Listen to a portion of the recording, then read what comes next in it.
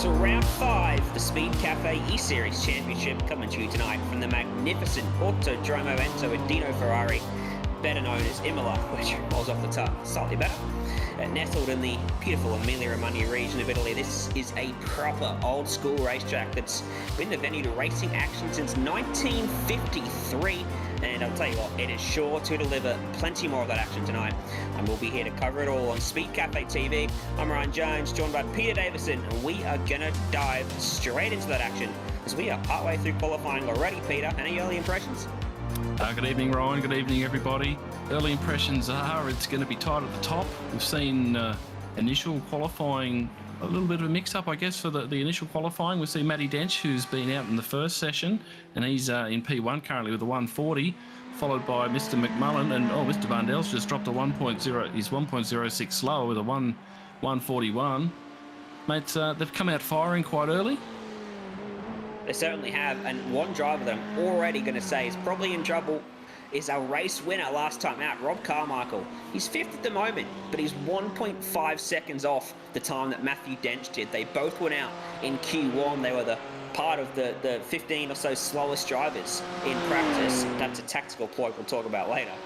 And as a result, Rob just hasn't put his lap together by the looks of it, and he might find himself quite a ways down the order, which will make going back-to-back pretty difficult. And going back-to-back has been difficult this season. The only one to do it, Peter, has been Damon Woods. He won the first 2 races, had a couple tricky races, and he's not even here tonight. So championship is wide open and a huge opportunity for Dench to pull out a monumental series lead. Well, yes, Damon Woods at Sandown had an interesting race, to say the least. He's currently in second position on 147 points behind Matthew Dench on 176. We've got Lachlan Capel, who's in P3 currently in the point standings at 138, and Luke Mitchelton's 4 with 108 points. And Rob's currently, he's brought himself up with his win last round at Sandown. He's currently running 5th in the championship. And coincidentally, he's 5th in qualifying so far. Yeah, well, Dench is up there. He hasn't won a race. He's finished second 3 times already this season. His worst finish is 4th, which was the only time he didn't finish second, funnily enough. So look for him to be trying to break that voodoo. As we see Alistair Bales come across the line in 7th position. That's a 1 minute 42.3, and he's just beginning his 4th lap, which is the money lap, at least it was for Dench. We've seen consistently this season, Peter, that it's not your first lap or your second lap. If you're going to find peak speed, it's lap 3 or lap 4 on these tyres. Well, it's a little cloudy today. Obviously, it's been quite moist over in Europe at the moment. We had the Formula 1 that was cancelled from this venue last weekend. But yeah, that was a great lap by Alistair Bongo. He's only out for his second time out in the Speedcafe eSeries for the GT3, so it's good to see him up there quite early. Track conditions at 23 degrees at the moment. As I said, a little cloudy, a little bit of breeze. Fuel limit tonight's 46% of the tank for the opening lap, so I think we're going to be looking around maybe a 15 to 17 laps with the current fuel tank. Yeah, big restrictions to ensure that they do have to make a pit stop and bring that strategy into it. We were just watching Mitchelton there, who's 4th in the championship, and we jump across to Simon Mizomo, who just moved himself inside the top 10 in points after his efforts last time out. He's 7th, but in this session at the moment, he is way back in 23rd, slowest of the drivers to put a time up. But that's because his fastest time is only 1 minute 57. He hasn't got a representative lap on the board. I wonder if he's had to come back to pit lane and have a reset, or if he's just babying these tyres around to have a big push here on this 4th lap that he's on now as he goes down through Acca Minerale. You never stop turning through those 2 corners, and then you rise back up over the hill, trying not to let the car run too far to the left because there is an off-track and a slowdown waiting for you out there. And then the Variante Alta, the big chicane with the massive sausage curbs to help unsettle the car and really damage your lap. But Mizomo done it pretty perfectly, I would say, looking on there as he comes down into Ravazza. It's a very tricky braking zone, Peter, because you're diving downhill. The car wants to keep pushing forward, but you've got to slow it up, get it turned, and then get on the power to come out. What's this lap time going to be? Well, it's very hard to slow it, especially when you've got that double left-hander, and you want to get a really good exit out of the second turn to keep the speed up down this long straight as he hugs the pit wall. Oh, and he's put himself up into third spot with that lap time. Provisionally, very strong effort there from Mizomo, just behind Daniel Yeaman, who's gone up to P2. We haven't seen him this season, but Yeaman, extremely involved in the sim racing community in Australia, put himself provisionally on the front row for Drop Bear Motorsport. Keep an eye out for him to be a dark horse to the regular contenders tonight. I think he has plans to contest the rest of the season, so we'll keep a very close eye on Yeaman here, as he's on his 4th lap now as well, so he might still have more speed in this car. Yeah, well, I think we're up to 180 competitors have entered the series so far. We can only fit 40 in. The top 10 in the championship get entry into the next race without having to qualify. So there's still a bit of time. It's still quite tight there at the top, but there's still that Kenny Economos, who we haven't seen in P10 of the championships, is 77 points. So, that's only 2 wins as we see someone's off. Oh, no, sorry, I missed that. So there's still a chance to get in that top 10 of the championship after sort of 2 rounds. We're only on round 5. Yeaman, a 40.9 on that 4th lap, so couldn't go any faster. He'll stay on that outside front row as we pick up Riley Bilson, who's been the talk of the town. Big favourite of regular commentator Scott Rankin. He's 4th at the moment with a 41.1, and as he crosses the line, he's starting another lap here. And big shout out to Scott, who can't be with us tonight, so he's been for the first few rounds. Hopefully we'll see him back next session. Yeah, this will be the final effort for everyone too, with a 1-minute warning coming up for drivers. Picking up Rob Bowden. He's down in the back half of the top 10, 8th position at the moment. And he is in a superb looking Ferrari tonight, using all of the curb down through Acqua Minerale and all of the track on the exit. And I believe that's one of the places where you can afford to put all 4 tyres on the curb and get away with it. But any further than that, Peter, and you're going to be in a world of hurt when it comes down to well, you won't be classified. You run too wide, Peter, you lose your lap. You lose your lap, you get an incident point, you lose your lap.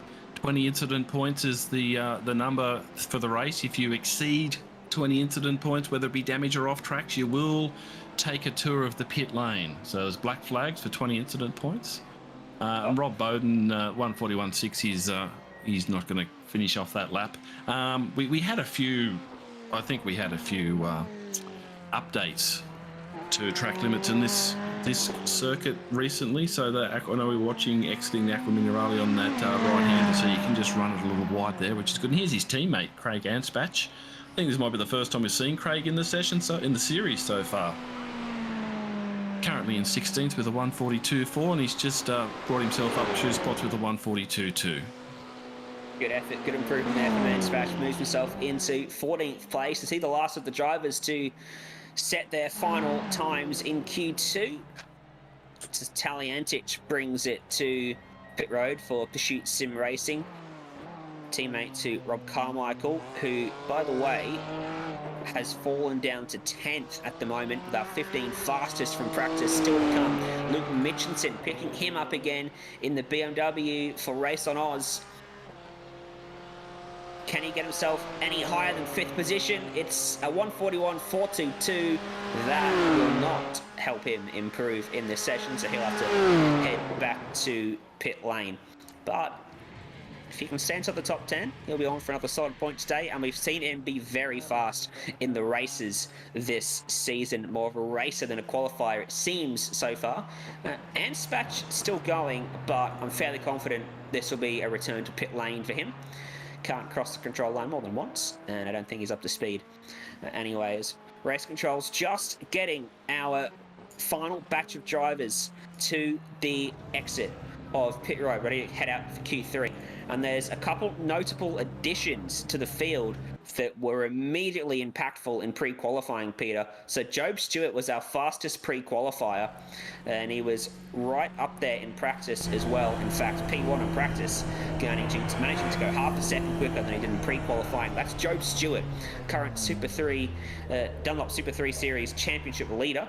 And right behind him, Andrew Gilliam, who is one of the top drivers in the country when it comes to sim racing, regular contender in the Supercars eSeries. Well, Job was the only driver to get sub 140 in practice tonight with a 139.9. Dylan O'Shea came in second with a 140, pretty well a 140 flat. Now, Dylan had a lot of bad luck last week at Sandown, where he was leading the race, where he had contact with Damon Woods, probably about lap 5 or 6. And unfortunately, then about 10 laps later, he had contact with another driver coming back onto the circuit as he went wide on turn 1, and it actually took him out and forced out the safety car. So he had a shocker at Sandown 2 weeks ago. Yeah, it's such a close and competitive championship. You're bound to have a poor result at some point. It's how you rebound from that and how you manage that poor result. It's going to determine your championship. Fortunately for O'Shea, he didn't have much control over how it played out at Sandown. So he'll be looking for a major fight back tonight. Second in practice. If he can get himself up there in qualifying, he is going to be right in the fight again. He was pole position, wasn't he, last time out at Sandown as well? So he did everything right up to when he couldn't do anything more.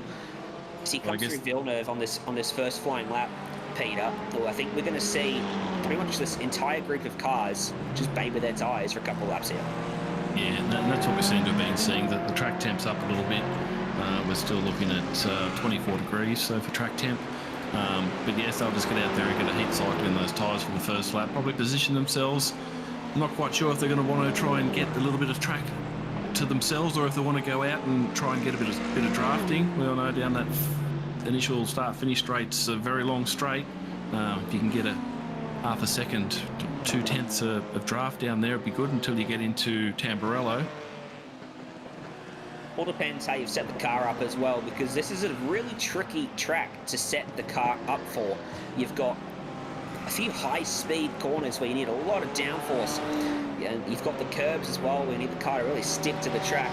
But you've got a really long straight, as you just pointed out, from the exit of Rivarza down to the braking zone for Tamburello is quite a journey, and you need the car to be pretty slippery in a straight line with low downforce. Tom Freer's trying. Sorry to cut you off there, mate. Tom Freer's trying to give himself a little bit of space. We haven't seen him here before. He's his first night out with the BMW. So yeah, he's just trying to position himself to get a fast lap in. And as we see, a few of the boys are all starting their first flying laps. Yeah, Tom Racing for Synergy Sim Racing, one of the powerhouse teams in Australian sim racing. Keep an eye out for him as Lachlan Capel comes across the line around the inside there, letting one of the pursuit cars go through. So Capel, I feel like we haven't spoken about him much across the first 4 rounds, or at least I haven't. But he's right up there. He's third in the championship. He's just been consistently getting results without getting into any drama. He's been the quiet achiever. Certainly he's been delivering in the race.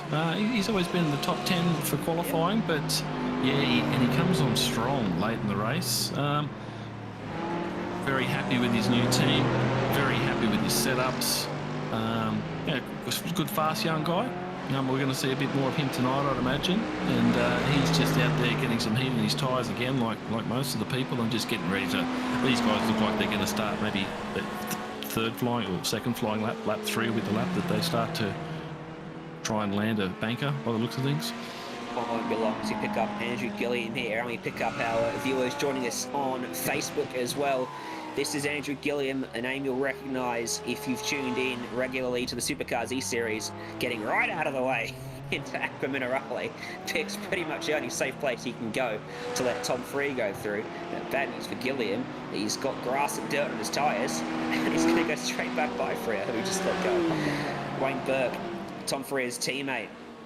Big blue hulking BMWs flashing the lights down into Rivarza. He wants some clean space in front of him to launch onto a flying lap or complete a flying lap. Bit of both for him, but I don't think lap 1's going to be the ultimate lap time as Christopher Ireland is making his way down that long front straight of sorts, just behind him, getting a decent substream effect. And Christopher Ireland led quite a few laps at Sandown 2 weeks ago. He was right up there. Yeah, battling, so he was a solid effort. Ended up bringing it home in 3rd position. Job Stewart from above, Pursuit Sim Racing. There's a lot of Pursuit Sim Racing cars now. Carmichael wins one race and they all come out of the woodworks next time out. He's making his way through Villeneuve. Lap 2 for him was a 1:49, which is 9 seconds off the pace, which gives you a pretty decent idea of how much these drivers are just keeping their tyres alive for the money laps. Laps 3, lap 4. Andre Youssef. Oh, guess what, Peter? It's another Pursuit Sim Racing car.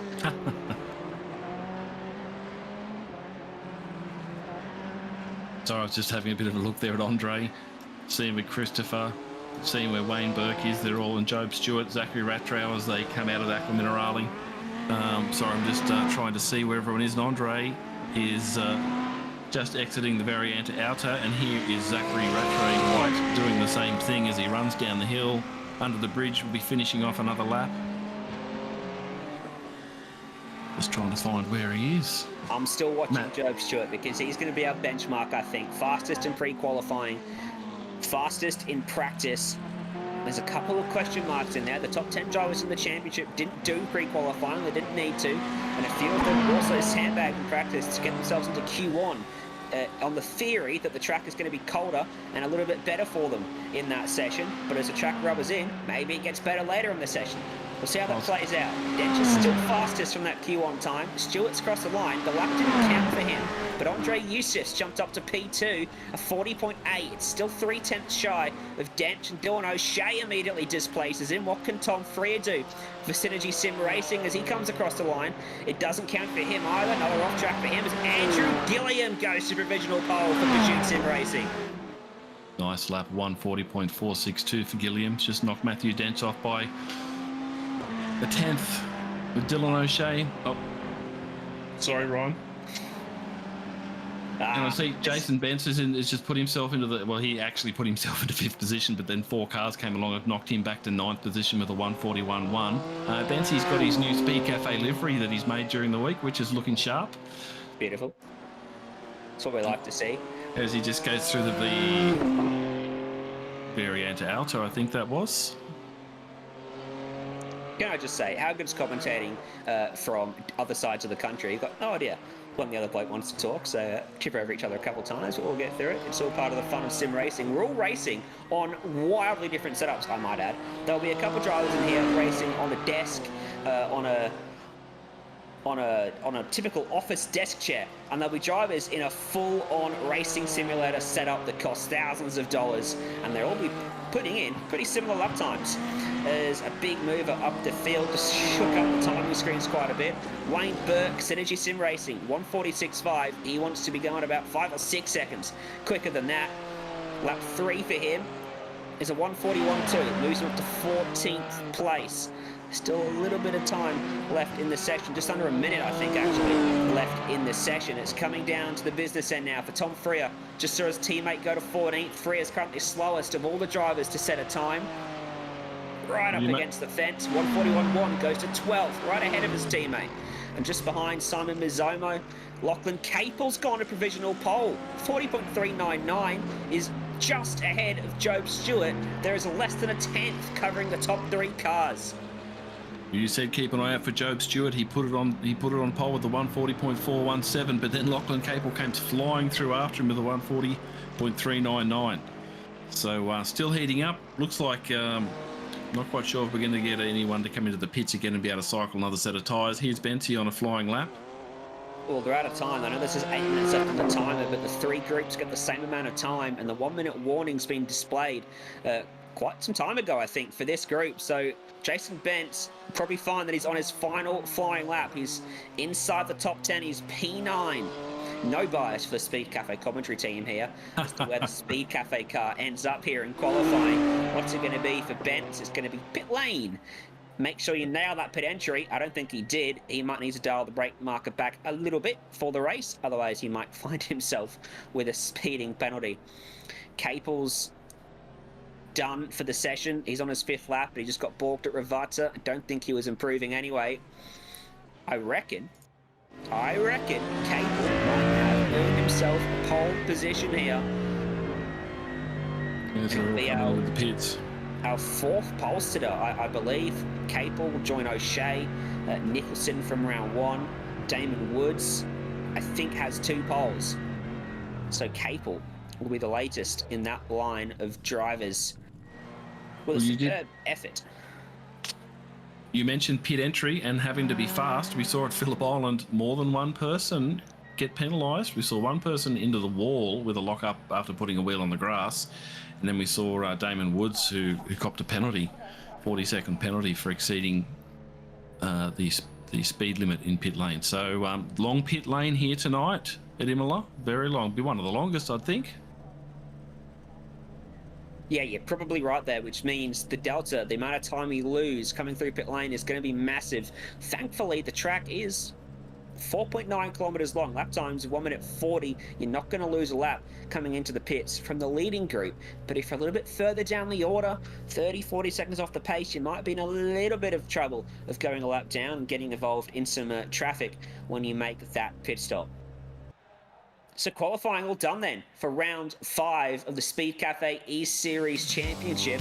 Should we take a look at how that all shook out on the final timesheets and the way they are going to line up for race number 1. We know our front row. It's Lachlan Capel and it's Job Stewart. There is 18 hundredths of a second separating them at the end. A 140.399 plays a 140.417 to ahead of Andrew Gilliam and Matthew Dench. Okay, and as you said, that is our 5th qualifier. 5 rounds, 5 different qualifiers with Lachlan Capel getting it on pole tonight. What? No parity debate here then. We've got, hang on. We've got 1, 2, 3, 4, 5, 6. Yes, I just had to count that on my fingers because I wasn't going to estimate that. Ferrari, Mercedes, Porsche, Audi, Lamborghini, and BMW. 6 different manufacturers, and they are separated by 1 second across the first 18 cars. You cannot get much closer than that. And you can see the manufacturers on the left there. A few Ferraris up the top, must be said. But one of the beautiful things about GT3 racing is that one car might be stronger at Imola. Another car might be quite a bit stronger at the last race we went racing, Sandown. So they all have their strengths and weaknesses, and at the end of the day, we're in Italy. At the end of the day, we're in Italy. You got to think the Ferrari's going to go well. The Tifosi's out, screaming for them, and it's good to see that their manufacturers. Yeah, but how's Lachlan Capel holding back the sea of Italian stallions? He's put at P1 in the Mercedes, and it's Ferrari 2, 3, 4, 5, 6.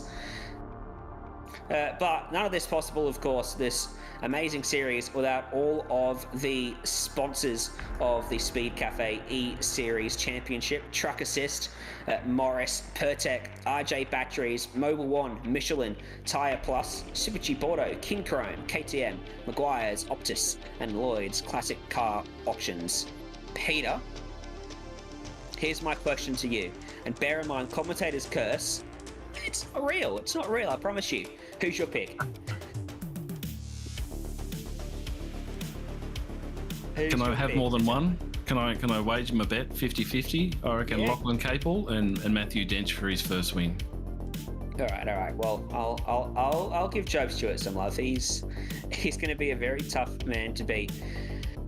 The Pursuit Sim Racing car sitting in pit lane, only a minute or so away from the start of this race. I don't believe it's a full formation lap at Imola either. Don't quote me on that. We'll find out in a minute or so. But we should probably run through our full starting lineup in a minute once that session advances.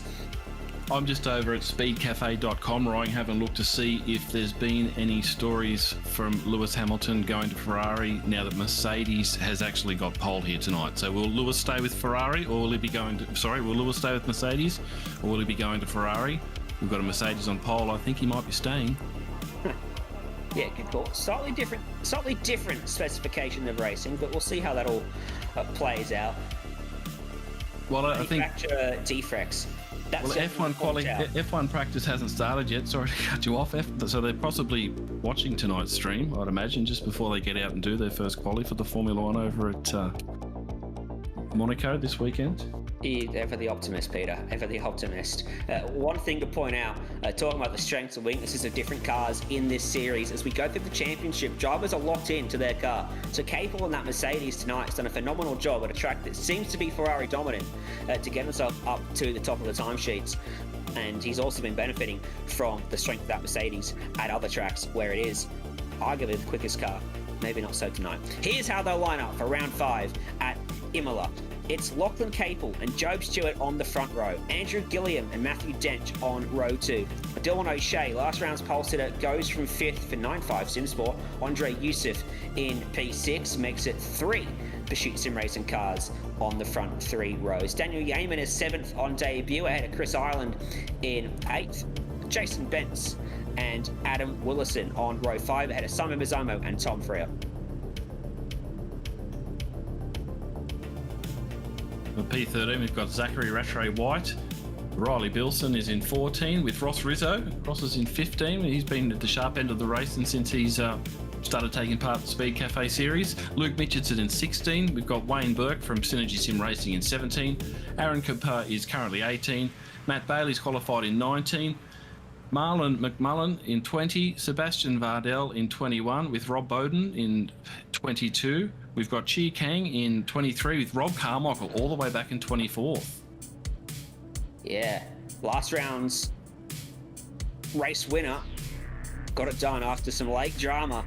We'll go from 24th. Remember, he said he was going to be in trouble after Q1. He sunk a long way down the order. Fitzroy Beaumont and Stephen Bartholomew on row 13. Michael Taliantich and Craig Anspatch is 27th and 28th ahead of Alistair Bales and Jamie McKnight. Gordon Smith and Robbie Bradbury. Luke D. Berardino and Mark Cochran. Andrew Dishot, Amar Sharma on row 18. And rounding out the field, we've got Daniel Bellicott, Shane Newlands, Tao Sereno and Shane Evans, probably not. Rounding out our 41 cars. And it is not a full formation up, so we will get this race underway fairly quickly here. Looks like the time is already ticking down from 45 minutes. So the race getting ever shorter for these drivers. The race is getting shorter. We're looking... Pace track fills away. That's going to have an impact on the field number, isn't it, Peter? Well, it is. 26 laps maybe. Few slow corners for the first couple of laps. Cold tyres, cold mines, cold brakes. We saw 2 safety cars in 2 weeks ago at Sandown. Let's hope we can get a clean couple of laps here and the drivers can get some heat into their tyres, but we're getting ready to go green. Well, the long drag race down to Tamburello. Who's going to win out? Will it be Capel or Stewart off the front row? Can they potentially get mugged from behind? Dench and Gilliam off row 2. Tightly packed field of 40 cars ready to rumble. And we go green at Imola for round 5. Great start from Lachlan Capel.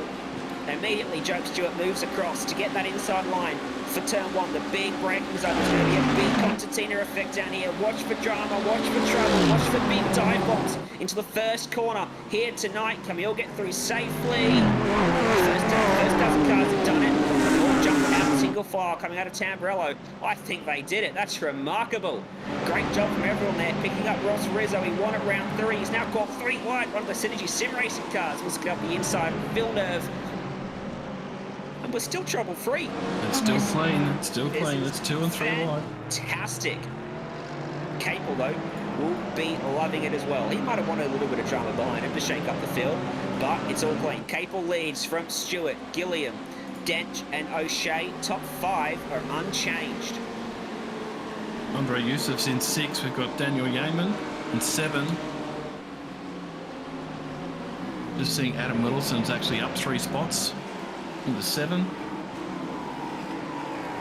Christopher Ireland, just have a look where he started from. Christopher Ireland's, he started in 8, so he's down a spot into 9th. Benzie's into 10th. And we've got Tom Freer in 11. So yeah, nice and tidy for the first few turns. Looking back from Rattray White as we go over the Variante Alto, you can see from that onboard shot how much the car moves over those big curbs. You've really got to attack those curbs to get through there quickly. Straight line the chicane as much as you can. And then the big braking zone for Ravazza. He's got Ross Rizzo all over him at the moment, sitting in 15th position. looking to work his way back up the order. Oh, Ryan, I'm still just looking back through the field to see if we've had any incidents. It was a very clean first lap, opening lap. And Lachlan Capel's held his position. He's poured a little gap on Job Stewart. Andrew Gilliam and Denchi's in there with Dylan O'Shea in 5th. So it's very nice. Everybody's now just settling down, possibly getting a little bit of heat into their tyres. Capel drive those right side tyres out into the gravel coming out of turn number 3, trying to maximise all of the racetrack. He used a little bit too much. Still see that. Every little mistake you make as the race leader, the guy in second sees and can use their advantage. It's like a little confidence booster every time you drop a wheel off the road when you're leading the race. And Job Stewart, tucked in second, has all of the experience in the world to play with at his disposal right now.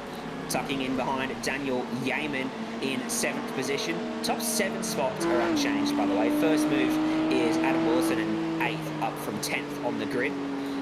So you go on board with Yeaman plunging back up the hill from Aqua Minerale. In behind him is Willison looking to make it another spot. Ireland behind them is having to defend from Jason Bentz in the Speedcafe BMW, attacking the Simregs.com DPR BMW, but fortunately for Ireland, it's pretty much one lane through there. You can't really overtake unless you are ever so bold and late on the brakes, and both parties are willing to make that happen. There is bold and late on the brakes from Benz. Up the inside of Ravata. Move done. Beautifully done. Nice move. Well, Benz is going to be pushing. His P10 quali, probably thought he's going to be a little quicker than that in quali. He's certainly going to be a little bit quicker in the race, as we see here with Simon Mazzomo, Riley Bilson and Zach Rattray White. There's the battle there for 12, 13 and 14th. There's another dive as we're coming into Tamburello. Oh, Mazzomo backed out and then he copped a big whack from behind. Rattray White got into him. There's contact from Rizzo and Burke as well. I think they've all got away with it. But a bit of concertina there as Mazzomo tried to take the safe route. Ended up a little bit slower than I think Rattray White was expecting when he deployed the anchors down in Tamburello. It's a little bit of contact, but I've got to say, this has got to be the cleanest start we've had, potentially in Speedcafe eSeries history. 2 laps without drama. It's remarkable. I'm not trying to put the curse on it, but sim racing always has early drama, and there has been none of it. It's been fantastically clean. So we move back up to pick up Dylan O'Shea for 9.5 Sim Sport. He'll be looking for a huge fight back tonight. He's not in the top 10 of the championship because he's had some drama. He was so quick at Sandown. A couple of incidents that he got caught up in that weren't his fault, limited, as it ended his opportunity to fight for the win there. He's in position to do it today. I think we should look forward a little bit because just up the road from him, and he'll be seeing this, is Job Stewart getting ever closer to the back of that Mercedes. The Ferrari powers are coming to the party here. And Capel might have to make that Mercedes very wide in a few moments' time. Check the lap times as well for you when they come across here. Stewart was 0.2 quicker on that second lap. I'd say he's probably going to be at least a 10th quicker on this lap as well, as he's getting the benefit of a slipstream down this main straight. In fact, Stewart's time was even, 41.1 and then another 41.1. Capel responded ever so slightly and matched Stewart that time round. And the man in third, Andrew Gilliam, is looking to go with them. He was quicker than both those cars in front. The fastest car on the racetrack is actually Adam Willison, down in 8th position, looking to fight back from maybe qualifying slightly lower than he probably deserved. Yeah, well, Job Stewart's certainly on Lachlan now. The top 5, there's a nice little battle there. Also, if we look back from about 12 to 20, starting to bunch up. So everyone's settling in. And we're starting to see 39 cars battling it out at the moment. It's a 39-car battle pack, I would say, Peter, out on the racetrack right now. It is. It's nice to see Lachlan and Job have pulled a little gap on Andrew Gilliam and also who have pulled a little gap on Matthew Dench. Now, what we have been seeing in every race we've had so far is tyre life and looking after your tyres.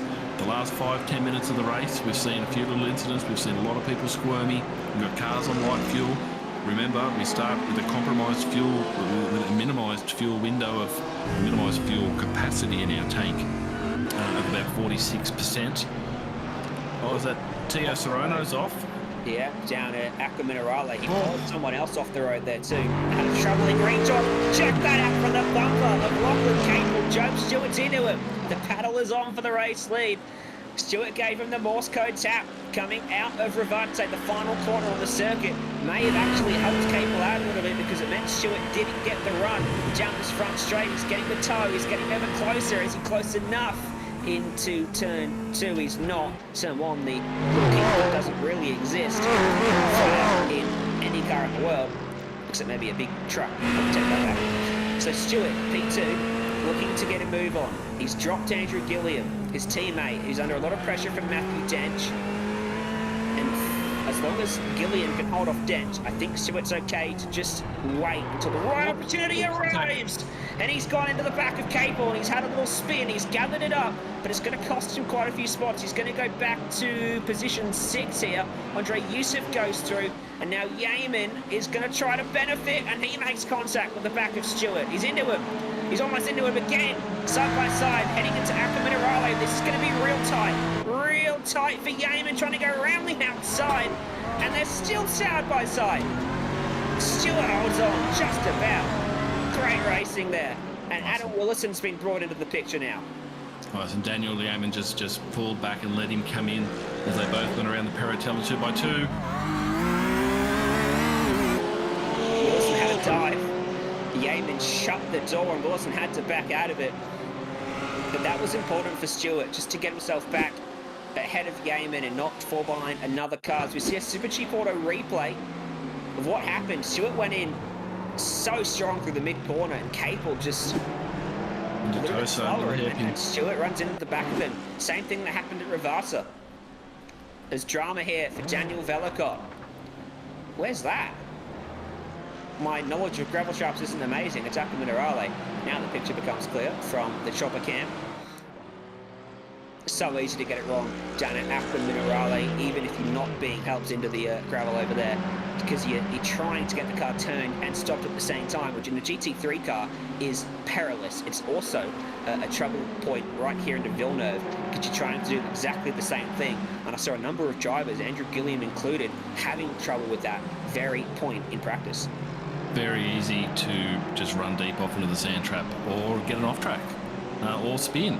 And when you spin and there's other cars coming down, grip compromise down the Aqua Minerale, it's certainly it's an area that's opportunistic for a pass, or it could be a disaster. As we come down, the leaders come back down to Aqua Minerale again, into the right-hander. So that little moment has given Capel quite the advantage. He's leading by about 1.5 seconds over Andrew Gilliam, and their lap times are pretty even with each other at the moment. Now, you get the feeling looking at that shot that Gilliam might be the cork in the bottle at the moment. Matthew Dench looks very much quicker. He's got to slow down though. Dench has used too much of the racetrack and he's been served to slow down by iRacing, so you have to give up. It's normally about 2 seconds in lap time, and he gets it done very quickly there. There's often a little game you can play with the slowdown, which is to try to serve it on the apexes, of course, which is often a recipe for disaster. But if it's late in the race, you might see people try to do that instead. But as I said, it's one of those things in motor racing that is technically legal, but it's not really the sporting thing to do. We'll see Andrew Gilliam's point. He's 4 tenths up. Lachlan Capel that lap, but Lachlan and Job Stewart, lap 3, they had a nice. They pulled out about 1.5 seconds from Andrew Gilliam, so I'm not quite sure what happened there around the back of the circuit. But we've got Lachlan Capel now, who's still 1.5 seconds ahead of Gilliam, with Dylan O'Shea in 3rd, Andre Yusuf's in 4th, Joe Stewart has pulled himself back in line into 5th, Matthew Dench after his slowdown, and you've got to be careful around those. He's back in 6th position, Daniel Yeaman's in 7th, Adam Williamson in the Porsche is in 8th position, with Jason Bentz is up into 9th, and Christopher Ireland rounds out the top 10. Michael Taliancic has copped a black flag for his part in an incident. I wonder if that had anything to do with the car we saw off the road at Aqua Minerale. Sereno off the road again. He's having a troubled start to this race as he looks out for the approaching Mercedes behind of Luke D. Berardino. And I think Sereno was helped off into that gravel trap because he's just called out to race control to take a look at his incident.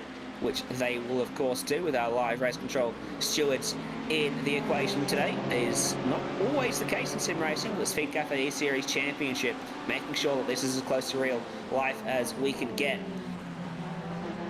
And doing a great job of it. Yes, 100%. Stewarding in sim racing has the benefit of uplift rewinds and camera angles almost to look at things, and it's almost overwhelming to try to determine the fault of an accident. 41.5 for the race leader, 41.2 for Andrew Gilliam. So Gilliam starting to turn in the screws and put the pressure on the race leader as Rattray White is inside of Mizomo, who I don't think will fight this one too hard. And he doesn't. He gets on the brakes a little bit earlier and allows Rattray White to slip up the inside. But one thing I've learned about Mizomo over the years is that he's a very hard racer, but he knows when to be a hard racer. This early in a race, he's not going to fight you too hard. He'll look after his tyres and then come back at you later on with a much fresher, with a much better car underneath him than you do if you run your car a little too hard early on. Ross Rizzo's a very similar racer, I should say, back there, just behind him. And those four have pulled away now from Riley Bilson, Luke Mitchinson, and Aaron Kapar and Matty Bailey. I thought that was going to be a big train that was going to stick together, but these four have not pulled away nicely. Yeah, looking at Rob Bowden on the back of a few cars here, he's in 21st position. He's only up one since the start of this race. In fact, there hasn't been many big movers in this race. I think the most is Sereno up 10, but we just saw him off the road as well. Is that a bit of smoke? And down 10. Is that a bit of smoke in the foreground of that camera shot that we just saw? Maybe a little lock-up into Variante Alta. Luke Mitchinson in 12th position. You can see the gains and the minuses on the targeting screen there. He's down one since the start of this race. Ever consistent 4th in the championship. Challenged for podiums at a couple races this season, but not having the best day out so far. Might want a safety car to help him close up to those leaders. Once again, we've got a manual safety car in effect if we do need to call it for any point. Capel, the gap's down to 0.6 of a second last time across the line. It was already 4.5 tenths on this lap. Gilliam has really turned up the wick. 41.1, he was half a second quicker last time around. He's left Dylan O'Shea behind, who's quietly worked his way up to 3rd. He's got Andrew Youssef for company, then comes Job Stewart and Matthew Dench. So the top 6 are starting to line themselves up nose to tail. Capel fended off the charge in the opening laps from Job Stewart, who made a little mistake trying to find a way by. What can he do against the other Pursuit Sim Racing car with Andrew Gilliam? And Daniel Yeaman's tagged himself in the back of that 6, so we've got 7 very close at the front. Lachlan maybe just looking after his car a little bit more. Just, you obviously don't want to back yourself into this pack, but you also need to, I guess, make hay while the sun's shining at the front and just look after your car, look after your fuel, position it well. It's a long race. We've still got half an hour left in this race tonight. As we're now down to point 2, and well, there's nothing there. Andrew Gilliam is challenging for the lead. Yeah, I just looked at that chicane, Variante Alta, from overhead, and the amount of extra speed that Gilliam was able to carry through the mid-corner was phenomenal. He closed right up to the back of Capel. So the change of direction just seems to be so much better in that Ferrari. I wonder if it's a setup. I wonder if it's just the way the Ferrari's handling compared to the Mercedes, or if it's all driver-related here. We know Gilliam's a fantastic driver, but so too is Capel. This is going to be an almighty battle, and if they start scrapping and going side by side, we are very much going to have a congested top 7 here. And that's it. I was going to say, if they start scrapping, they're certainly not going to pull away. We're going to see Dylan O'Shea and Andre, Job Stewart and Matty Dench all catch up and make it six battling for the lead. Already 29 minutes left in this race as well, by the way. We're currently on lap 10. Which I believe you said might have been... Well, a little bit longer, probably a bit early, but the pit window certainly will open in the next couple of laps.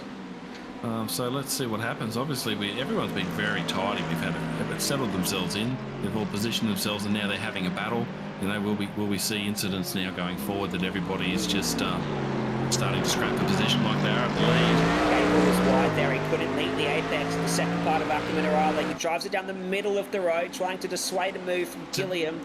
Gilliam lunges. He lunges for Variante Alta. That was very brave and probably rightly so, backed out of it.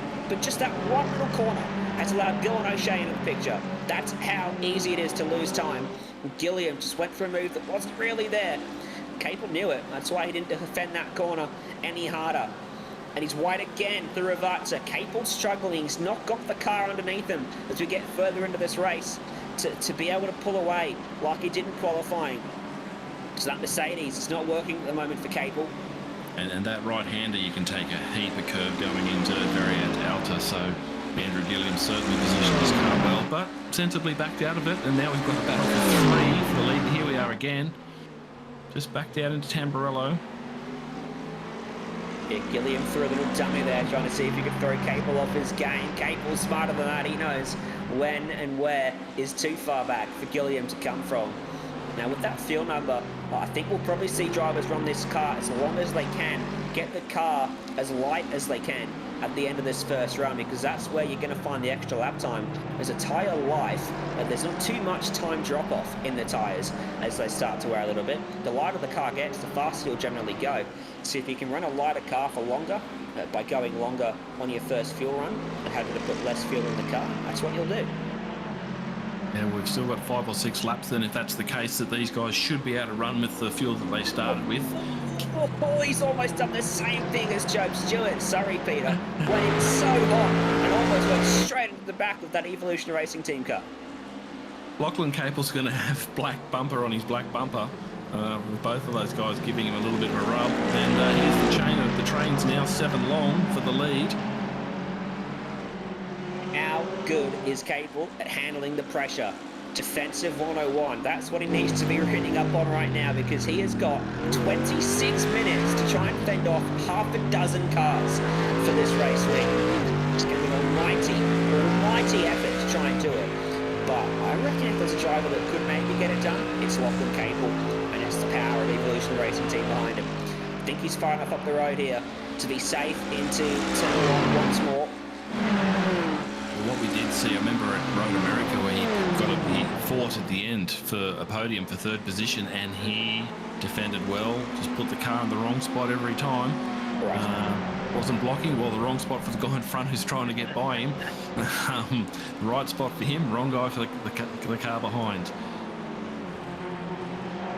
And again, he's doing it tonight. So he's doing his. There's plenty of pressure from Andrew Gilliam and Dylan O'Shea. Well, Andrew Gilliam's doing quite well, because he's got to remember, anytime he zigs a little bit, Dylan O'Shea's going to be hungry, and he wants that 2nd position, so he can have a take the lead. So yeah, if Gilliam zigs, O'Shea's going to zag. And the only thing that Gilliam's going to be careful of here is picking out his brake markers, picking out the apexes, the edge of the track. Where is it? It's very tricky to spot everything, especially from the confines of a simulator setup. You don't have the ability to look around you so much as you do in real life to find where everything is on the racetrack when you're tucked up on the rear bumper of that car in front of you. I think that's why we saw the mistake from Job Stewart, and why we've seen Gilliam get very close to making that same mistake a couple of times already.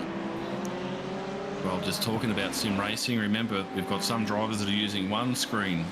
We've got some drivers that are using one extra wide 49-inch screen. We've got drivers that are using triple screens, and we've got drivers that are using VR. So there are plenty of options and plenty of different setups that the drivers are using. As we see the pit lane has opened, and we've got the first of the pit stops. Yeah, Andre Yusuf and Job Stewart, and I reckon, as much as I say the car lighter, going longer is going to be great, if you're stuck in a train like they were, this is not a bad call to give yourself some clean air and try to put in some blistering lap times and undercut these drivers. It won't necessarily be about having fresher tyres, because you're not changing tyres, but just having that clean air and the ability to brake as late as you can and get on the throttle as early as you can is going to be what gives you the benefit. Tyres, we saw tyres at Phil John, we saw people change tyres. And we seem to have Andre has pulled out in front of Joe as they get back out and exit the pit. Long pit lane. It's a long pit lane, and they're now just exiting the exit. So that's end of lap 12, start lap 13. So will we see a response here from the likes of Capel, Gilliam, O'Shea and Dench? That's the next question. Are they going to try to respond to that attempted undercut and make sure they can't benefit from clean air for more than one lap? Or are they going to stick to their plan and pit as late as they can, or whatever other lap they thought that they were planning on pitting? It's Capel again. You can just see the back of that car isn't turning in with the front, and he's struggling to get it turned in everywhere. Ross Rizzo's gone off the road. You can just see the Lamborghini rejoining from the outside regions of Aqua Minerale, and he's fallen down to 19th place as a result, the round 3 race winner. And he's just ahead of the round 4 race. Oh, and we've got second position has now gone in. Andrew Gilliam's just ducked into the pits. I guess if you... Yeah, that's a good call for Gilliam. He couldn't find a clean way by Capel. He's going to pit and get it. Now, if I'm Capel, I'm responding to this, because if you look at this race, he doesn't have the pace by the looks of things. He needs to try and stay ahead of them through the pit cycle, as we're getting a whole bunch of cars coming in now. Ross Rizzo, one of them.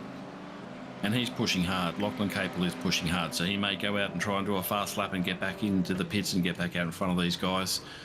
Now, the thing to watch here is where does Gilliam rejoin, respective to Job Stewart and Andre Youssef, who pitted 1 lap ago. Youssef coming down the main straight, heading through the kink. Gilliam coming out of pit road now. Going to be a tight rejoin for them as Capel makes his way towards Aqua Minerale out on the racetrack, and Gilliam on the other side of the circuit has lost out. They're in a side-by-side battle. The 3 machines racing cars have crashed. If we could get it on screen. That was so tight between Youssef and Stewart. Stewart in the end. Youssef for a moment was ahead of all three of them. He's now at the back of that little train. Oh, it wasn't a crash, but there was certainly contact, and that was 3 wide going into Tamburello chicane. They sorted themselves out. They sorted themselves out with Andre Youssef behind them. We've got Job Stewart in the middle, and we've got Andrew Gilliam is now leading the three teammates. Stay with Capel here, who should pit. If he knew what was happening, he'd pit, and he has. That is great for him if he can get it slowed down. Or did he get it slowed down in time? He crossed that pit line at 94 Ks. You've got some leeway if you can get it slowed down quick enough. By the way, pit road speed is 80, so he was quite a way over. Did he get it slowed down enough? Because those 3 cars tripped over each other. They slowed each other down a lot through the first 2 corners. And that could be all that Capel needed to stay ahead, despite not having the outright pace. Well, Andrew Gilliam. Shays kept going for another lap with Matthew Dench behind him, and Daniel Yeaman, who's close right up to all of them. A phenomenal debut here from Yeaman so far, and things going well. Sorry to cut you off, Gilliam is just about to cross the start-finish line now. And Capel's going to stay ahead. Capel's going to stay ahead. And I reckon the little tangle from the Pursuit Sim Racing cars has helped him do that. And they've tripped over each other and cost themselves the race lead. Big incident indeed. Gordon Smith, Robbie Bradbury. Has that been a pit entrance gone wrong? Because you peel off at high speed from the racing line. Here we go. Gordon Smith in front. Tries to pit. Oh, what's... Oh, no. He has got that all sorts of wrong. Well, I'm going to be honest. I don't think I've seen an incident quite like that. I've seen pit entrance incidents at Imola, but not in that fashion. Oh, he's put 2 wheels in the grass. Yeah, he went too far to the right. It's bizarre. So Gordon Smith's now asking for permission to tow. Is this going to trigger a safety car? Wow. Our leaders are in. Dylan O'Shea, Matthew Dench, and he has been given permission, so we're not going to get a safety car. Top 3 are in. Top 4. Okay, everyone's in. They're all in. They're all in start lap 16. So, Lachlan Capel. Is he going to retain the race lead and give himself a shot? 19 minutes on the clock. Gilliam's already closing that gap back in again. Job Stewart's hanging on. Andre's hanging on. We've got Jason Bentz. Jason Bentz is cycle back out. Road. There's a few cars up the road here who might jump Capel. Matthew Dench, Dylan O'Shea, they're going to jump in. Daniel Yeaman's just going to fall in behind Capel, who went way too deep, over the curb. Gilliam has to take evasive action. They're all checked up now, side by side. Joe Stewart's got nowhere to go. Capel threw everything at it to try and get back into third place, threw too much at it. And then a massive checkup and great driving from Gilliam to avoid that Mercedes. But he is going to be so frustrated now. He's still stuck behind that car, and they are a good few seconds off the race lead, which is forward into the hands of Dench, who 3 times this season has finished second already. Is tonight his night? Well, tonight looks like it's a good position right now, as he's got 18 minutes to go. Matty Dench is in P1, and he's got half a second on Dylan O'Shea, with probably 2 seconds to Daniel Yeaman.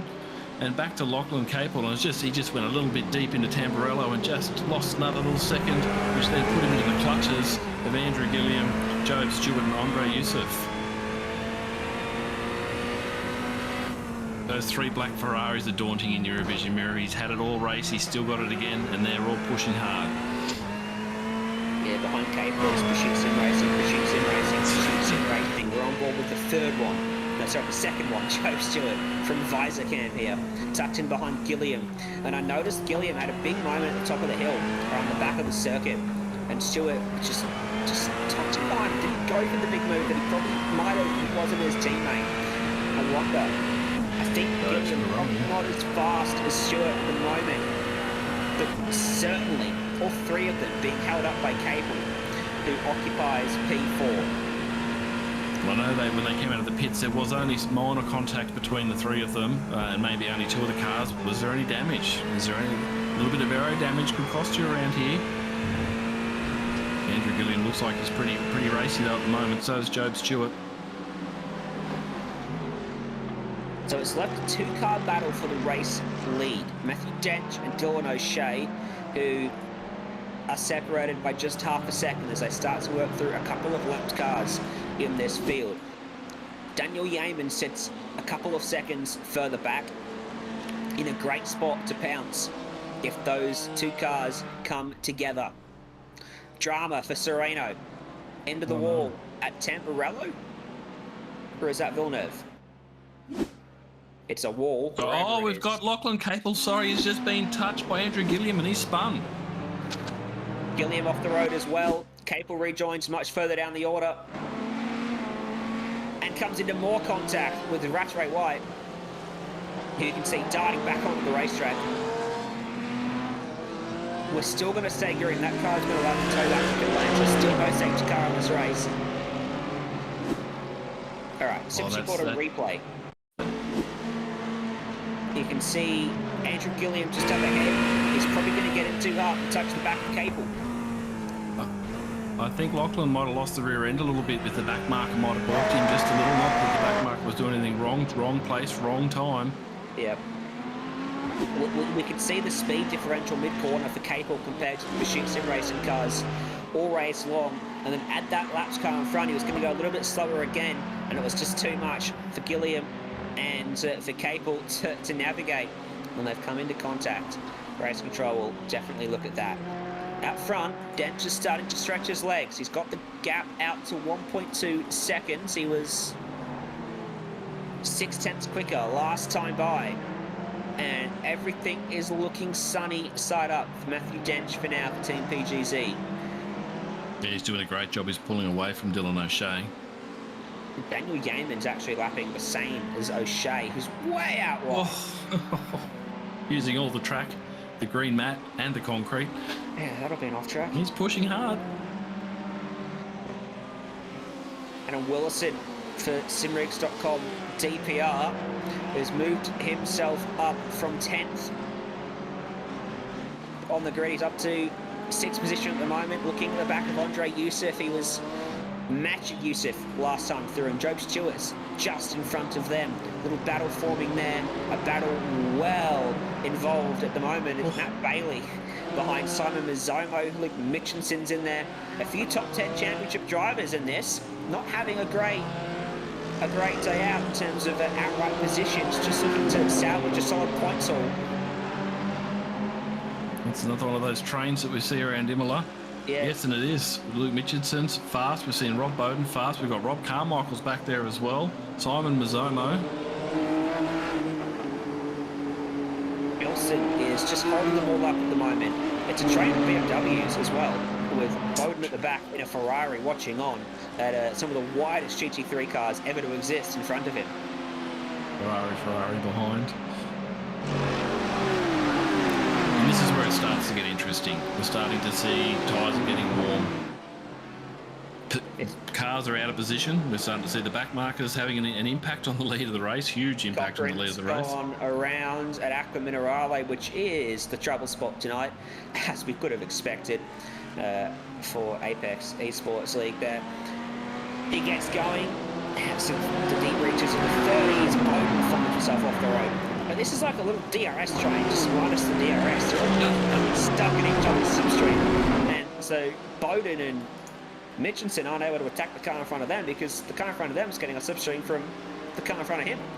Bilson is doing just enough through the corners to fend off any advantage they might get from that toe, which it should be said in GT3s is not a lot. Looking back from the 9.5 Sim Sport car of Simon Mazzomo now at Matt Bailey. If we look ahead of Mazzomo, we'll see that Bilson just made a big mistake, had the car out sideways, he caught it, but it's allowed Mazzomo up to his bumper. And I think Mazzomo setting himself up for a run out of the Variante Alta, but he didn't get it quite right. And we're coming up on back markers again. Yeah, Shane Nguyen's been doing a good job of getting out of the way, but as we saw with Cable and Gilliam, well, that was deep from Mazzomo. It's sometimes just being wrong place, wrong time. Picking up Andre Youssef, battle for P5 is heating up again. GC racing cars in front looks dicey again, getting through some laps of traffic and battling amongst themselves. Oh, that was Michael Taliantich. Falling the lap down. So there's now like 38 shoot sim racing cars around the top 5 positions on the racetrack at the moment. I was just keeping an eye on Newlands and see how that little battle pack went passing him, and everyone's gotten around him clean down the start finish straight. Willison, Gilliam, what just happened there? I think there was some drama. Youssef has fallen behind Gilliam, and there was. So here we go. Villeneuve. So Youssef goes defensive into Villeneuve. Willison looks to the outside, tries to go round the outside, and then can't pull it up, and escorts Youssef off the road, and that gives a momentary advantage to Andrew Gilliam, but he couldn't find a way around. And he's also been black flagged as Gilliam in amongst all that. That'll be for his involvement in the accident with Lachlan Capel. Wide for Willison, very wide. Oh no, Gilliam's gone around into the gravel trap, and he has not had a good night with cars slowing down unexpectedly in front of him. Because that's exactly what happened there. Willison made a mistake. He was very slow, and Gilliam had to climb over the curb and spin out to avoid him. Wrong place, wrong time. Again, certainly unsettles the car. Big curbs there at the Variante Alta. We see them 2 wheels on the 2 wheels through there. Top 3 is now. I was just looking at that. Youssef pulls out to the inside, and he's got the overlap. Little side draft down the front straight. Brave stuff to try and hang around the outside from Youssef, and they touch. Can Freya hold it? He can.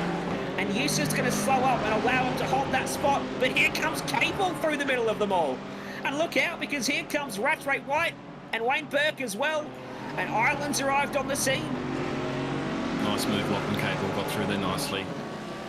Hats off to Youssef though. He made the little mistake, he touched him, and he let him gather it up. It's cost him 4 spots, but he did the right thing there.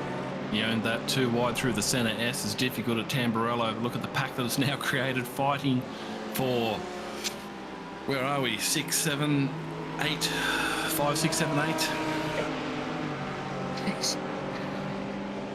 Imola, it's a proper old school racetrack, isn't it? You make a mistake, you're in the grass, and not far from the grass is the barriers. I don't like these racetracks with tarmac runoff everywhere. Give me a place like this any day of the week. This is the sort of racing it produces where a tiny mistake feeds you off the road. You get grass on your tyres, dirt on your tyres, you slow the next lap or so, and you just get these amazing battles because you know the tiniest mistake is going to be punishing. We've got Matty Dench is now 2.5 in front of Dylan O'Shea. 9 minutes to go in the race tonight. Yeaman is 3 seconds back. Job Stewart, oh, here we go. We've got another. It looks like we're fighting for position again here. Force the issue on Rattray White. Slowing both up through Ravata. And Andre Yusuf's going to get the toe. Is he going to take them 3 wide? Can we get some 3 wide? No, he's going to bump draft it. It's the bump draft from Yusuf. To the back of Wayne Burke, pushes him past. Rattray White. See the speed differential that 2 cars made as they locked bumpers down that front straight. Rattray White tucked back in ahead of Christopher Ireland and Jason Benz, who's joined the fight as well.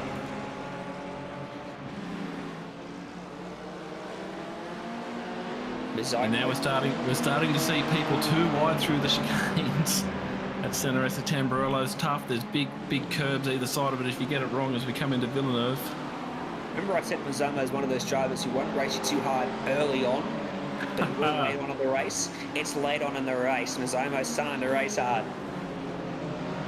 You got the defensive move out there for Mitchelson behind him. Rob Carmichael's back here as well, by the way, in 20th, ahead of his teammate Sebastian Vandel. How many pursuit cars are there? I think I've actually seen about 10 of them in this race.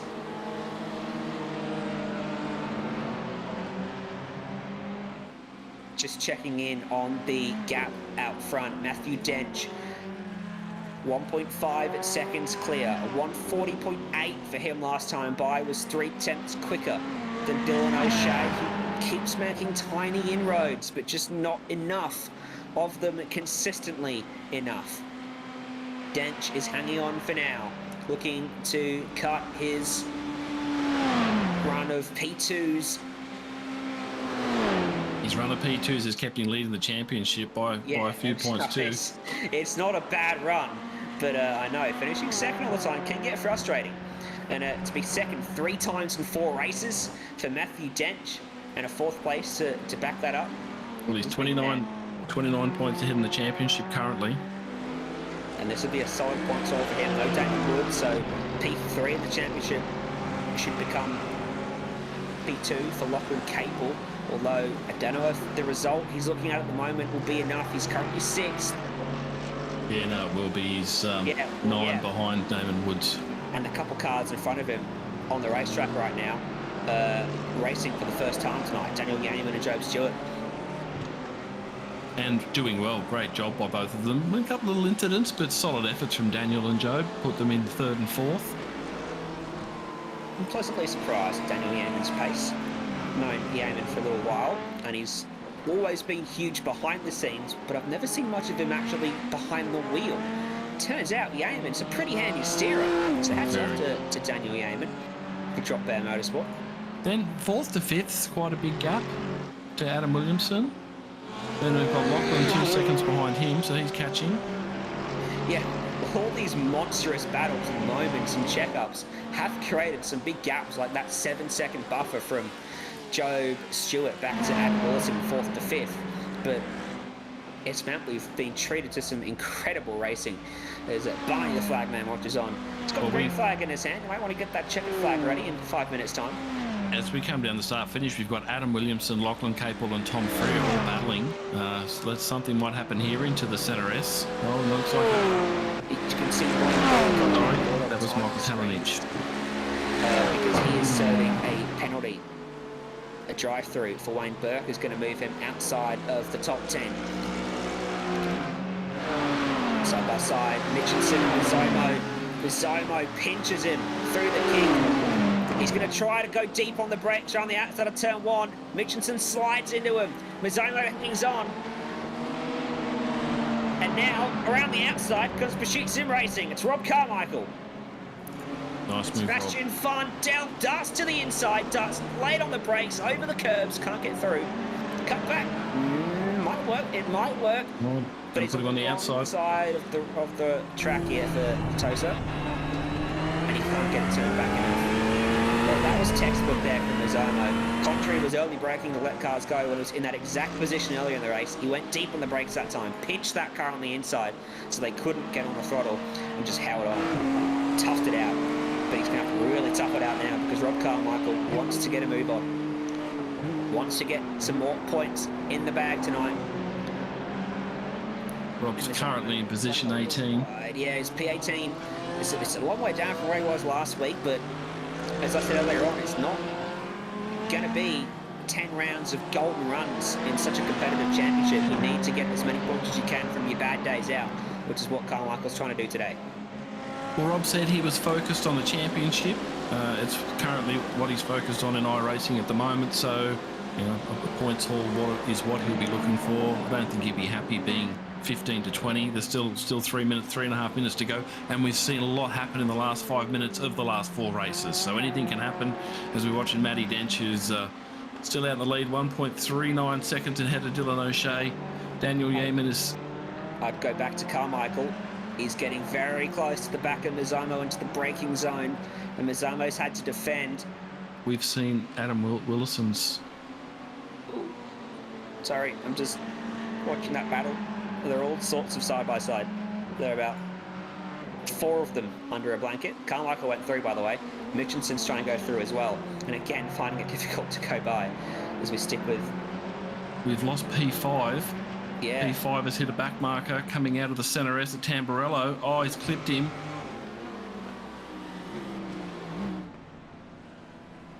Andrew D-Shot, was that the back marker that got involved? Yes, it was. P5 was Willison. He's now tumbled down to... I can't see him on the timing screen. Oh, he's at 11-12. Hopefully not too much damage to the car. 14th. But that is going to be a big bag of points lost for Willison. Doing a great job too. It was a solid effort from him tonight. He'll be extremely frustrated by that. He's promoted Cable back to 5th though, so his day gets a little bit better. As they'll work their way around Daniel Vellacott here, who we saw in the wall earlier on in the race, sticking at it. That car looks pretty good. Riley Bilson, Matt Bailey. Wilson's there now battling with them. Rob Bowden behind him. Rob Carmichael behind him. Luke Mitchinson. Luke was in 4th in the championship, so he'll drop back a little bit. 3 points in front of Rob. So we might see that change too in the championship. It is smooth sailing for Dench out front at the moment. Started 4th, it's up to 1st. Through the pit cycle. Went for the overcut, and he went from... Was he 5th on the road before that pit cycle? Went for the overcut, and it's worked out beautifully. He's done a great job. He'll have one more lap once he crosses the line here. The gap is 1.6 seconds back to Dylan O'Shea. It's not a comfortable margin. If he does make a mistake, O'Shea is going to be all over him. But he's got the pace in hand. He was 0.2 quicker last lap. Matty Dench has been a solid driver, so he's got a very solid footprint. The Ferrari's rising to the top at Imola. Yeah, Daniel Yeaman was actually quickest of them all in that top 3 in the previous lap. 40.5 for him. Great late pace. Well, he's got Job. I can see why he's pushing, because Job Stewart's right behind him, pushing hard on the Ferrari. So there'll be 2 Ferraris and a BMW on the podium at this moment. On to the final lap then for Matthew Dench for Team PGZ out front. White flag is out. Dylan O'Shea in 2nd. Yeah, the white flag, unique to iRacing a little bit. We use it on the road courses, comes up on your screen every time you get to another race, the white flag. Normally reserved for just the oval racing out in the real world of motorsport, but very much white flag for Matthew Dench. Coming out of Tosa, no dramas for him, and crucially, no lapped cars that should hold him up on this lap either. So nothing to worry about. He can afford to just back it down by a tenth or so. Make sure he keeps it within the confines of the racetrack as he runs a little bit wide there. He's opened up the gap as well. It's now over 2 seconds. I don't think there's any backing out of it here for Dench. He is full attack right to the end here. And what a drive it's been from Matthew Dench. 2nd in round 1, 2nd in round 2, 4th in round 3, 2nd at round 4. But round 5 is where it's all going to come together for Dench, who's took the championship lead last time out. But today, he's looking certain to take victory for the first time in the Speedcafe eSeries Championship. to 2023. Out of River to the final hurdle. And Dench is going to do it. Fantastic drive. He started 4th, was 5th on the road, thereafter before the pit cycle. But a great call to stay out, do the overcut, earned him the race lead, and he's not looked back. Dench gets it done for round 5 of the Speedcafe eSeries Championship. O'Shea across the line in 2nd. A phenomenal debut for Yeaman, who will pick up P3. And Job Stewart pitted on the final lap of the race from P4. Trying to figure out what happened to him. Like, where's Job Stewart gone? Actually, I'm not sure if he pitted or if he just didn't, if he dropped out. Did he try to serve a drive-through on the final lap? Is that what he's tried to do there? I think he might have actually dropped out. Can you see him? Sorry, he dropped off my screen, and it happened. He was catching Daniel. Well, not catching. He was quite close to Daniel. They were battling for 3rd, and I think we might have lost him. We might have had a drop out. That'll be... Oh, that's not good. That's not good. Retro White cops a whack post-race from Christopher Highland. That was not... I know that looked intentional, but it wasn't. They are apologising over the radio, so there's no foul play in what we just saw there. Matthew Dench. We're going to see some celebratory burnouts in the Ferrari. GT3 is going to be tricky to do burnouts in, I will say. They can be. But great drive by Matthew to bring it home 2.5 seconds in front of Dylan O'Shea. 3rd for Daniel Yeaman. Lachlan Capel comes... He resurrected 4th position with Tom Freer in 5th, which is good. Zachary Ratray White was in 6th position. Christopher Ireland in 7th. Jason Bence has brought it home in 8th. Aaron Cooper is in P9, and Marlon McMullen rounds out the top 10. Let's take a look at the rest of the results as well. The official results for round 5 of the Speedcafe eSeries Championship. Your top 10, as Peter called out there in the end. 4 seconds across the top 3, and then the monstrous battles behind meant 16 seconds back to the car in 4th place. Outside the top 10, it was Matt Bailey and Rob Bowden. Rob Carmichael comes home 13th in the end. It's a good recovery for him after starting from 24th on the grid. Solid championship points for him. Sebastian Vandel and Luke Mitchinson. Wayne Burke, Andrew Gilliam comes home in 17th after plenty of drama for him. Andre Youssef, 18th, similar story. Bartholomew in 19th, and Chu Kang rounded out the top 20. And we've got Riley Bilson's in 21. There was actually that battle from position 10 to position 19. That was fairly tight. Yeah. A little bit over 10 seconds for all those cars. Riley Bilson, Fitzroy Beaumont in 22. Adam Willison, as we said at the end, had that impact with the back marker. He finished in 23. He was 4th or 5th all night, which was good. They've got Jamie McKnight. We haven't seen a lot of Jamie in this series, but I think it's his 2nd time he's been here. In 24, Jamie's more of a supercar driver, so it's good to see him turn up and have a crack at the GT3, which is a very different car to drive, of course. Simon Mazzomo in 25. Alistair Bales has brought it for 26. Amar Shamar in 27. And I think we might have lost Job. Might have had a dropout on the last lap. Yeah, unfortunate. Well, we're waiting for Denchi to join the green room so we can have a chat to him. So we'll go 3rd to 1st interviews tonight. We'll start off with Daniel Yeaman. What a debut, Daniel. Welcome up here to the broadcast, and congratulations, P3. Solid effort from you. Thanks, Ryan. Really happy to be able to get on the podium tonight, given the competition at the really top end of the field here in this iteration of the Speedcafe eSeries. It's been a while since I've run really competitively in a GT3 car, it feels like, for me at least. Really happy to be able to qualify somewhat okay, but just manage the car. Didn't feel like I had good straight line speed tonight, so I was able to just save a tiny bit of fuel, but all in all, looks like everyone was pretty conservative with their refuels tonight, trying to save in behind Lockie in that opening stint. Just look after the car, keep it clean, and then got a little bit lucky with Job unfortunately dropping out there at the end, because a couple of mistakes at the end there gave him a good chance for a red hot crack on the final lap, but did just enough to hang on to that P3 there. Yeah, well, what did you make of the racing out there? Because it was unreal.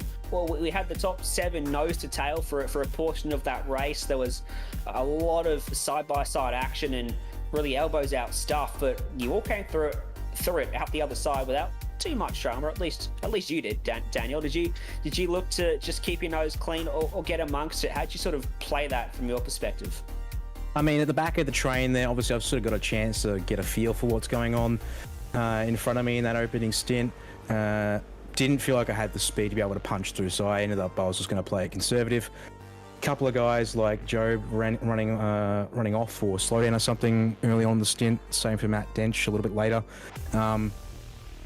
Was hoping to maybe make a move out of it, but unfortunately couldn't close the gap down. Job, I mean, in particular, I think I tried to get around Job at one point, take advantage of that, but no dice. He was really aggressive, trying to maintain the spot that he had there towards the end. So it was really, I guess, coming in with a conservative mindset, I think, paid off for me fairly well. And for the most part, everyone was really closely balanced at the front of the field. That it really took mistakes more than good moves. I think it seemed to be making places out on track as well as in the pit lane tonight. Yeah, superb race pace from you as well. If we'd got a late safety car, would you have had anything to fight for O'Shea and Dench there in the closing laps? Good question. I mean, the car felt pretty good. There was a couple of times where the front end was starting to get a little vague and a little hot. So a safety car might have done me pretty good in terms of giving me a chance. I was also pretty tight on fuel tonight, trying to make sure I was on par with the strategy this evening. So didn't really have a lot of full throttle left to spare here. So I think a safety car would have given me a good crack. But in saying that, those Ferraris were certainly quick tonight, given their strength in qualifying, and they were staying together pretty strong in that opening stint. So pretty solid coin toss as to whether I could have made any further forward on P3 if we'd had a safety car to finish off. Well, an absolutely fantastic effort from you on debut tonight, Mr. Yeaman. Who do you want to thank that helped you get it done tonight? To all the boys at Drop In Motorsport, big thanks to them for continuing to be part of the team as we're in the middle here of 2023. And supporting Tom and I with running the team and everything that we're doing. To all the team partners in Coastal Engineering Solutions, Sam Blacklock Media, Hybrid Racing Simulations, Revolution Race Gear. Big thanks to all of them for continuing to support us after 2 years with the team.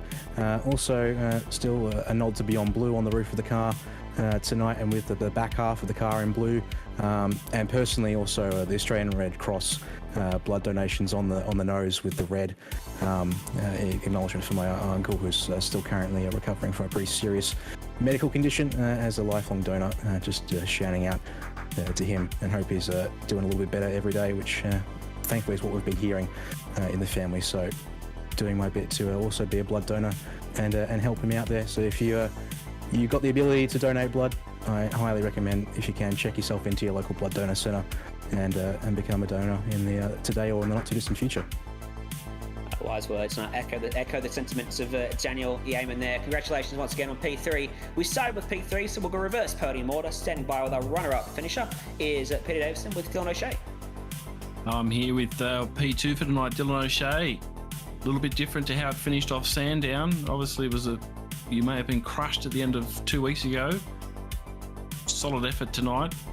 Qualified in 5. Solid race, all race. Tell us a little about your first stint back after last week.